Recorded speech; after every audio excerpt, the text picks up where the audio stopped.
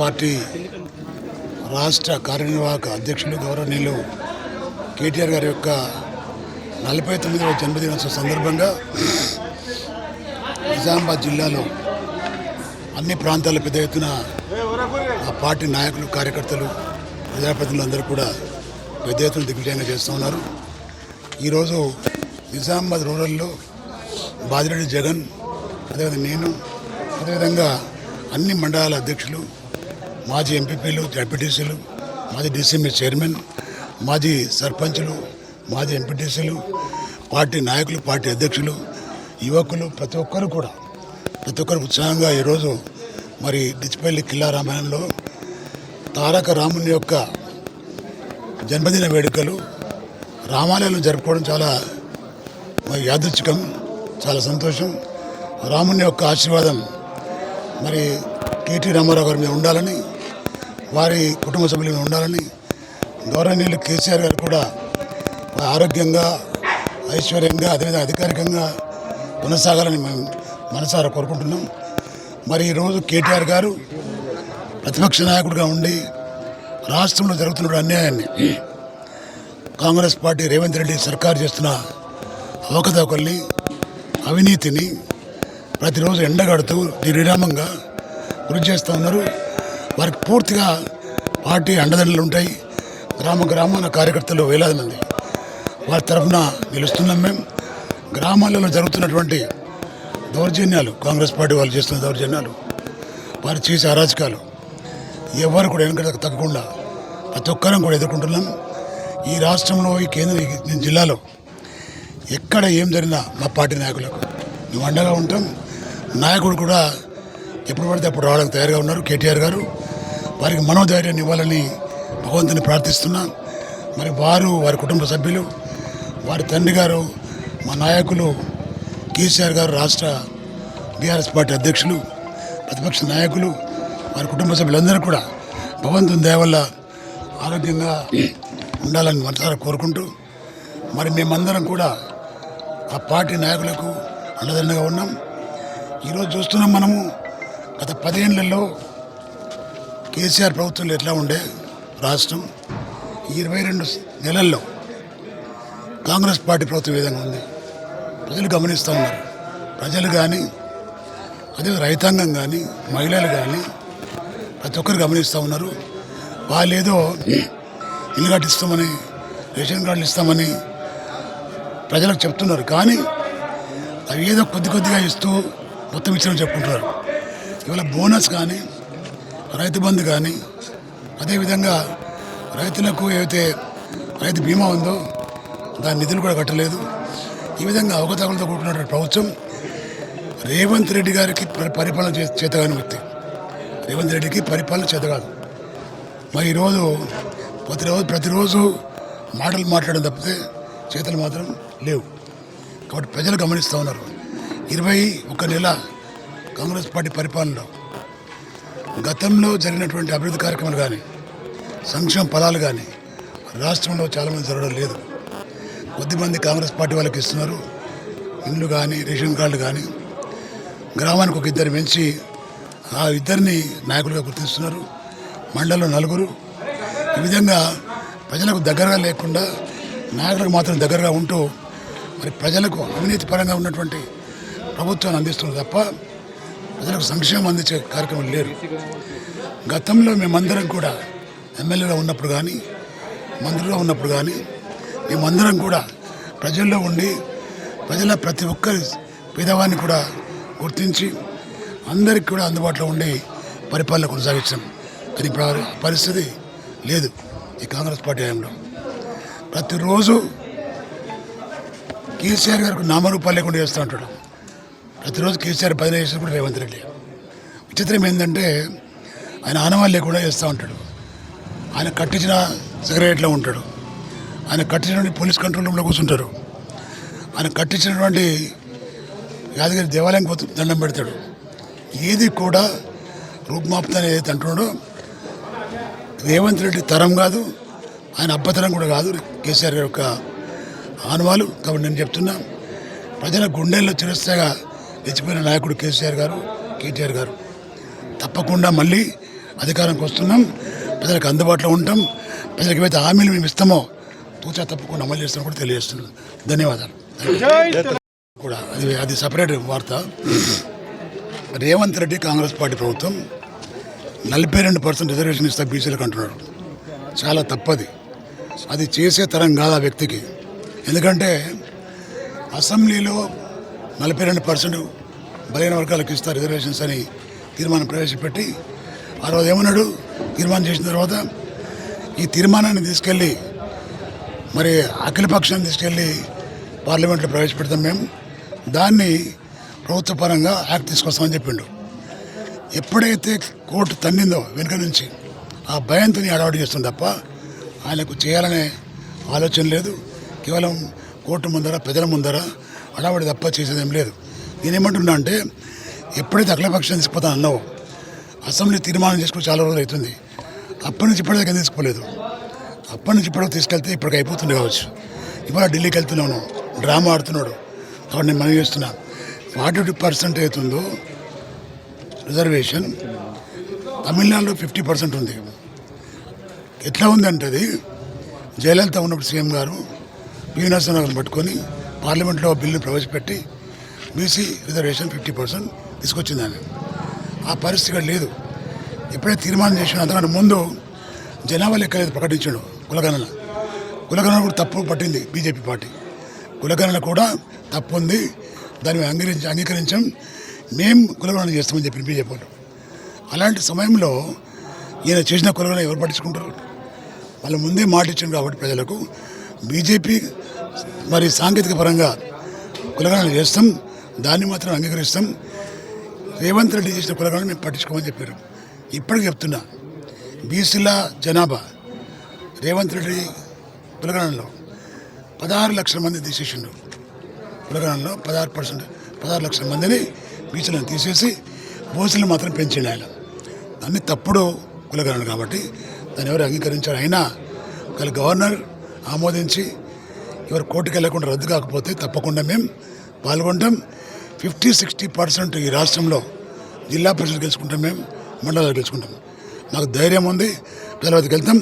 ప్రజల వద్దకు వెళ్ళడానికి మాకు ధైర్యం ఎందుకు ఉందంటే మేము చెప్పిన పనులు చేసినాం. మేము వారు చెప్పిన పనులు చేయలేదు కాబట్టి ఈ 21 నెలల నుంచి మరి ఈ విధంగా దాన్ని లాగుతున్నాడు తప్ప ఒకవేళ చేసేది ఉంటే గెలగన చేసేలా, అది చేసే దమ్ము లేక ప్రజలకు భయపడి చేస్తాడు తప్ప ఏం లేదు.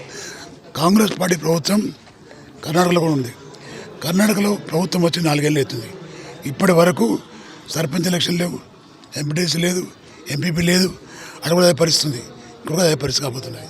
కాబట్టి రేపు పొద్దున ఒకవేళ ఇలాంటి అడ్డంకులు లేకుండా రిజర్వేషన్ వచ్చి ఎన్నికలు పెడితే తప్పకుండా మేము పాల్గొంటాం. 60% సీట్లను తప్పకుండా గెలుస్తాం. ఆ ధైర్యం మాకుంది. Right, thank you. ఉంటాయి, తప్పకుండా ఉంటాయి సవాళ్ళు, ప్రతి సవాళ్ళు ఉంటాయి. అందులో భాగంగానే ప్రశాంత్ రెడ్డి గారు చెప్పింది ఏంటంటే మొన్న ఎన్ఆర్ఏ పాలసీ ఏమైంది, ప్యాకేజ్ ఏమైంది, దానికి ఒక కమిషన్ ఇస్తామని చెప్పి అదేమైంది. అదే చాలామంది చనిపోయిన వాళ్ళు ఉన్నారు ఎన్ఆర్ఐస్, వాళ్ళ శవాలు వచ్చినాయి, వాళ్ళకు డబ్బులు ముట్టలేదని ఒక మాట మాట్లాడండి. ఆయన ప్రతిపక్షంలో ఉన్నటువంటి ఎమ్మెల్యే కాబట్టి మాట్లాడాడు. దానికి కాంగ్రెస్ పార్టీ నాయకులు ఇంటి మీదకి వెళ్ళి దాడి చేసే అవసరం లేకుండా దాని జవాబు చెప్పేది ఉండే, పత్రిక పరంగా చెప్పేది ఉండే, తర్వాత ఛానల్ పరంగా చెప్పేది ఉండే. అట్లా చెప్పకుండా డైరెక్ట్గా ఇంట్లో వచ్చి ఫర్నిచర్ పలగొట్టి ప్రశాంత్ రెడ్డి గారి తమ్ముడి మీద దాడి చేసి చేయడం వల్ల ఆత్మరక్షణార్థం ఆ వ్యక్తి మీద దాడి జరిగి ఉండొచ్చు, కాంగ్రెస్ పార్టీ వ్యక్తి మీద. అది చాలా తప్పు. నేనేమంటున్నా అంటే ఒకవేళ నిజంగానే ప్రశాంత్ రెడ్డి మాటల్లో అబద్ధం ఉంటే రుజువు చేయాలి. మీరు లేదు మాకు అందరికి ఇచ్చినాం కాబట్టి కొందరికి ఇచ్చేది ఉంది, లేదు చెప్పాలా. చెప్పకుండా ఇంటిపైకి వెళ్ళి దాడి చేయమంటే ఒక రౌడీ సంస్కృతి అయిపోయింది కాంగ్రెస్ పార్టీ హయాంలో. చాలా రాష్ట్రంలో చాలా చూస్తున్నాం మనం. రాష్ట్రంలో చాలా జాగాలలో, చాలా గ్రామాలలో కాంగ్రెస్ పార్టీ వాళ్ళు బీఆర్ఎస్ పార్టీ కార్యకర్తల మీద దాడులు చేయడం, అక్రమ కేసులు బనాయించడం, జైలు పంపడం, సోషల్ మీడియా కార్యకర్తలు కూడా జైలు పంపడం, విచ్చలు చేస్తూ ఉన్నాడు. దాని కారకుడు రేవంత్ రెడ్డి. రేవంత్ రెడ్డి మాట్లాడే రెచ్చగొట్టే మాటలు అవి చూసిన తర్వాత గ్రామాల్లో ఉన్నటువంటి కాంగ్రెస్ పార్టీ కార్యకర్తలు రెచ్చిపోయి మాకు అడ్డెవరు లేరు, ప్రభుత్వం మాదుందనో, రేవంత్ రెడ్డి గారు మాకు మరి ముఖ్యమంత్రిగా ఉన్నాడనే విధంగా గర్వంతో ఈ దాడులు చేస్తూ ఉన్నారు. మా హయాంలో ఎట్లా ఉందంటే పోలీస్ డిపార్ట్మెంటు బీఆర్ఎస్ హయాంలో ఫ్రెండ్లీ పోలీసులు ఉండే మా దగ్గర. ఫ్రెండ్లీ పోలీసు ఎవరు వచ్చినా మా మర్యాదతో మాట్లాడాలా, అక్రమంగా కేసులు పెట్టద్దు అనేది ఉండే. ఇప్పుడు ఎట్లయిందంటే ఫ్రెండ్లీ పోలీస్ కాదు, ఇది ఎనిమీ పోలీస్ అయిపోయింది, శత్రువుల పోలీస్ అయిపోయింది. అది మంచి పద్ధతి కాదు. నేను ఆ రోజు కూడా చెప్పిన అలా చేయకుండా పోలీసులు కూడా అర్థం చేసుకోవాలా.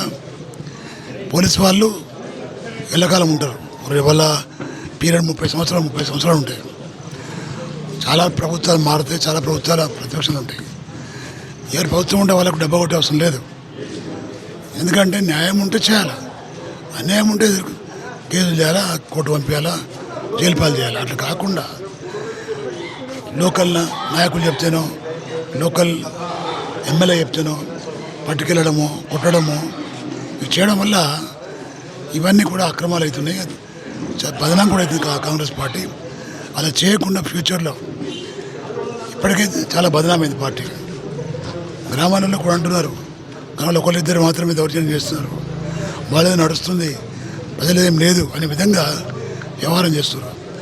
అది మంచి పద్ధతి కాదని నేను చెప్తున్నాను. కాకుండా డిపార్ట్మెంట్ ఏదైతుందో న్యాయపరంగా పోవాలా. కంప్లైంట్ చేస్తారు, మేము చేస్తాం, వాళ్ళు చేస్తాం.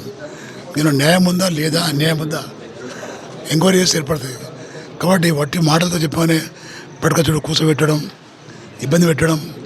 ఈ గ్రామంలో కూడా మా రైతుకు కరెంట్ కనెక్షన్ శాంక్షన్ అయితే దానికి పట్టుబడ్డారు. ప్రతి దానిలో ఇన్వాల్వ్ కావడం, ప్రతి దానిలో సరెండర్ చేసుకునే ప్రయత్నం చేస్తారు.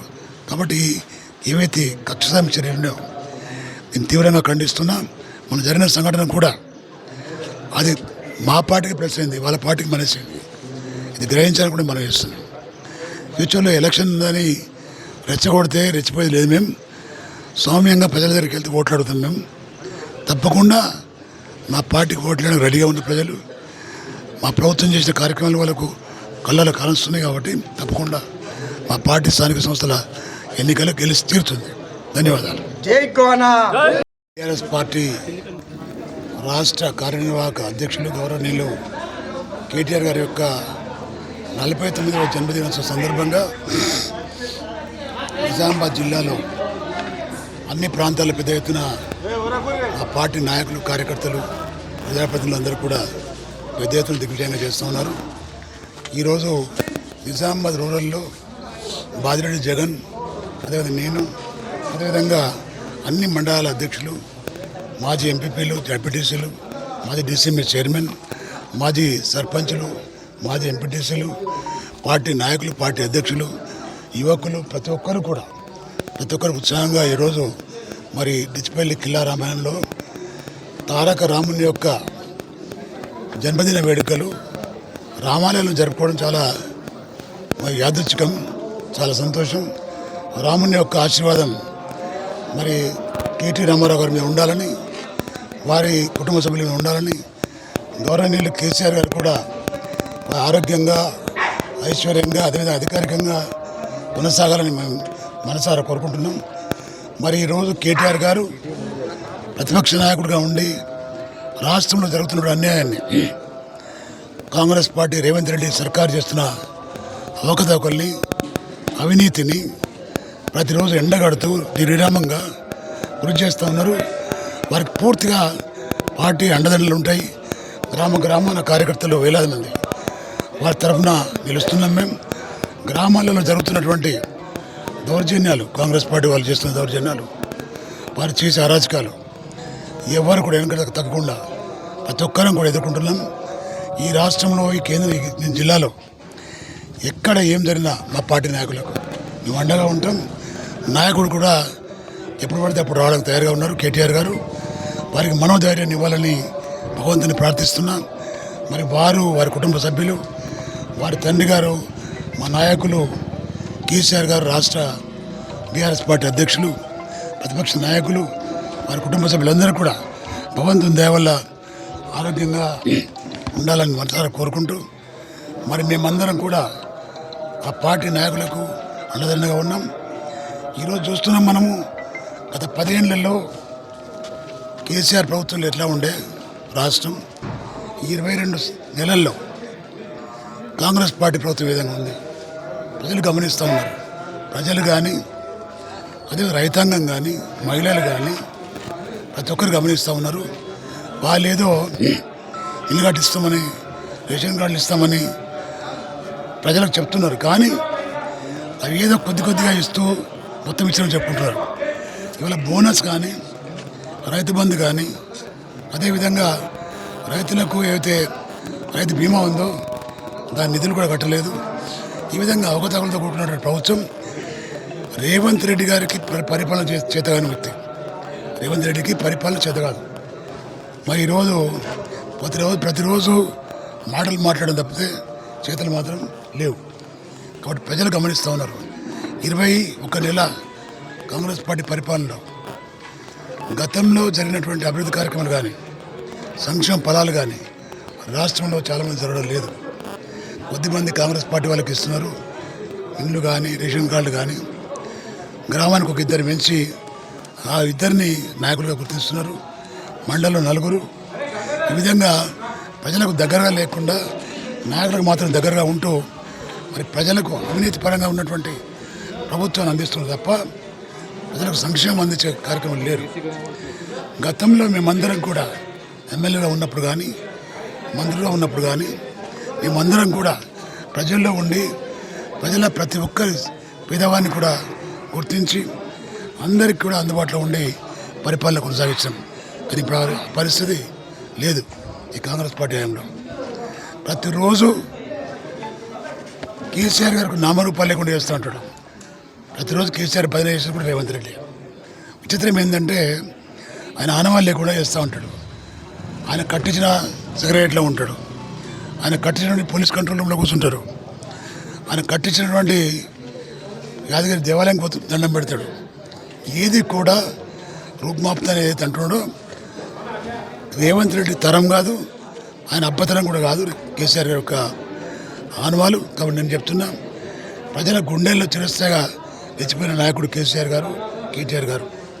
తప్పకుండా మళ్ళీ అధికారానికి వస్తున్నాం, ప్రజలకు అందుబాటులో ఉంటాం. ప్రజలకు ఏవైతే హామీలు మేము ఇస్తామో తూచా తప్పకుండా అమలు చేస్తామో కూడా తెలియజేస్తున్నాం. ధన్యవాదాలు.